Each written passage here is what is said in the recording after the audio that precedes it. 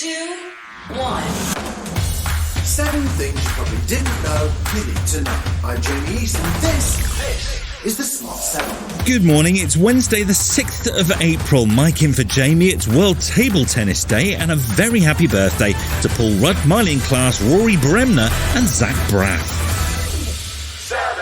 Ukrainian President Volodymyr Zelensky addressed the United Nations on Tuesday as evidence continues to mount from eyewitnesses and satellite pictures of Russian atrocities in Bucha and other Ukrainian cities. Russia continues to deny responsibility and claims it's a false flag operation, a situation which Zelensky says is unacceptable for a member of the UN Security Council. This is no different from other terrorists such as Daesh, and here it is done by a member of the United Nations Security Council. They inflame wars and deliberately lead them in such a way that to kill as many regular civilians and cities. He listed off a series of brutal crimes, including rape and torture, and compared Russia to Islamic State, warning the massacre that's been uncovered in Bucha is only the first of many examples of what Russian troops have been doing in Ukraine. They are deliberately creating conditions in the temporarily occupied territories so that as many civilians as possible are killed there. The massacre in our city of Bucha is only one of many examples of what the occupiers have been doing on our land for the past 41 days. Following President Zelensky's speech and the growing evidence of atrocities committed by the Russian Federation, the President of the European Commission, Ursula von der Leyen, has proposed a new round of sanctions, including a ban on coal imports. It is important to sustain utmost pressure on Putin and the Russian government at this crucial point. So today we are proposing to take our sanctions a step further. We will make them broader and sharper so that they cut even deeper into the Russian economy. The US ambassador to the UN, Linda Thomas-Greenfield, has backed President Zelensky's call to remove Russia from the UN Human Rights Council and says the world has seen enough. Now it's time for action.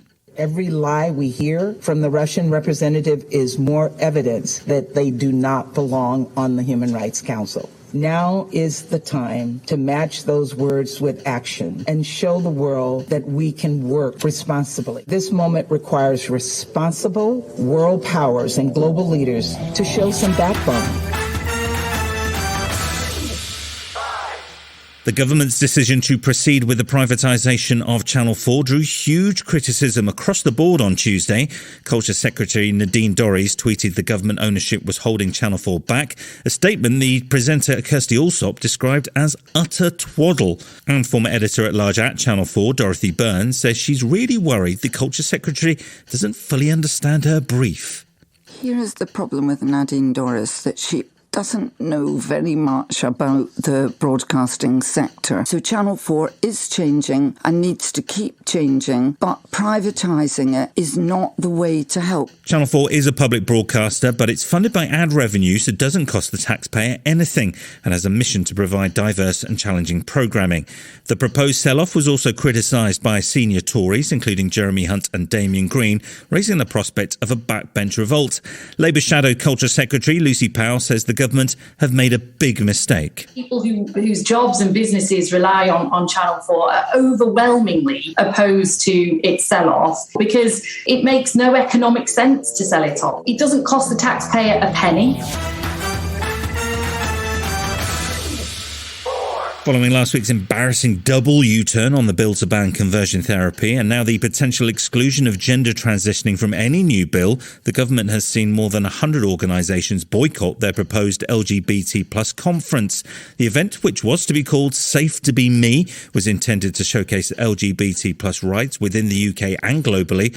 Now it's been cancelled altogether, and the government's LGBT business champion Ian Anderson has also quit in protest over the U-turn. And I feel what the government is doing is trying to create a wedge between LGBT people and trans people. I think it's the wrong approach, and I disagree with the policy. We have a tabloid debate going on about people's lives. It's not a respectful debate. It's turned into a woke war. Still to come on the Smart 7, Tiger's back on the prowl at the Masters, and one librarian is having a very happy Easter. Right after this. Welcome back.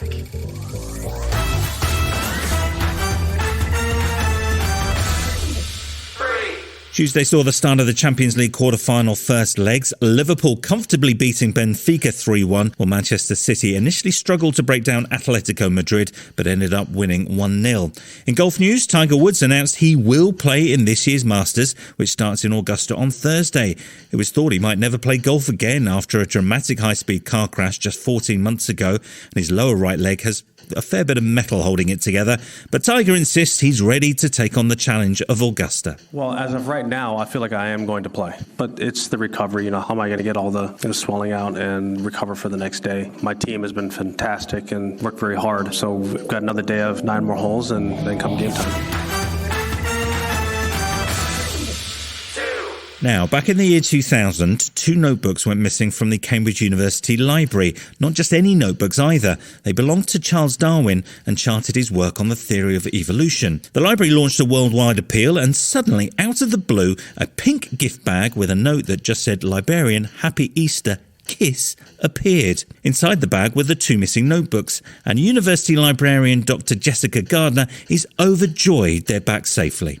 These notebooks date back to late 1830s. They show the evolution of Darwin's theory of evolution as he's thinking on the page in front of you. It's in good condition. Every page that should be there is there. And the important Tree of Life sketch, which is on tote bags and on tea towels and on cards around the world. Imagine the thrill of seeing that. No word yet on how much 22 years' worth of late fees might be, but the notebooks are worth millions of pounds.